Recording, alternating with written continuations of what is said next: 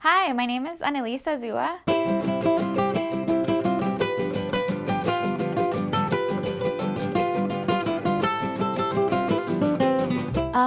What inspired me to become a historian, I think, was a few courses I took in undergrad. I went to the University of Southern California and took some classes on the history of California and the history of the West.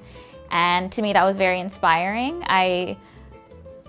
In Texas, I'm from Texas, took a lot of Texas history courses, but was not really intrigued or taught the kind of sources that intrigued me in those classes.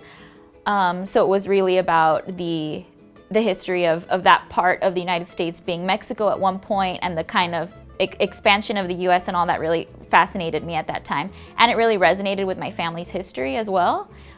So for me, it was kind of a way to make sense of my own identity and my family's history in the US, while also learning something that still I think is an emergent topic in history, is studying Latinos and studying their impact in the US. So for me, seeing one, understanding my hometown in a new context, two, being challenged in a university setting, and then three, understanding a little bit about myself were really crucial aspects of why I decided to pursue this.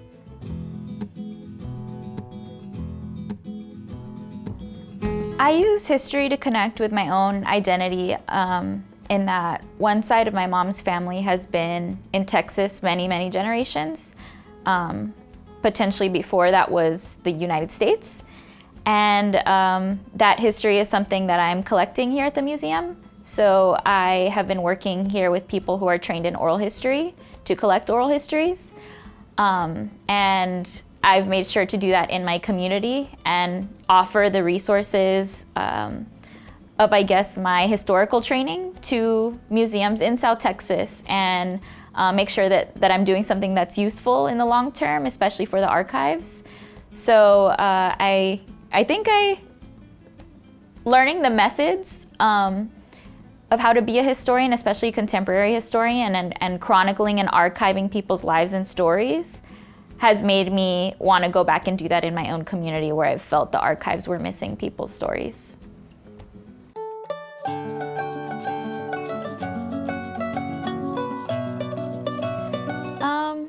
To be Latino in America, I think, is not an easy answer.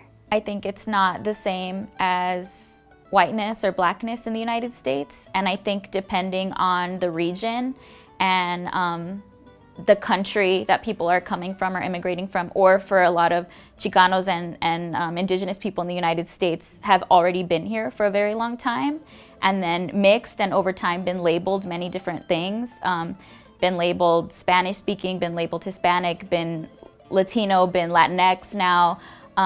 All those things make it a little bit confusing, especially racially, to be American citizens for a lot of people that have been here a very long time, but not be treated in a lot of the ways that other people are treated in the United States, especially I think the way that Latinos have funneled into crucial labor economies in the United States and been crucial for building especially the West and the Southwest.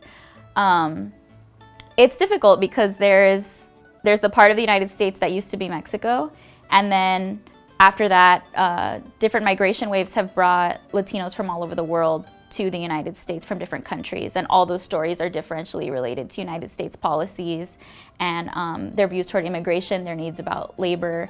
So I think it's confusing, but historians in particular, are trying to make sense of it, and I think just with the growth in the population, it's a force, a market that can no longer be ignored.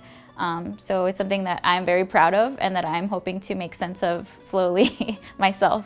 Yeah.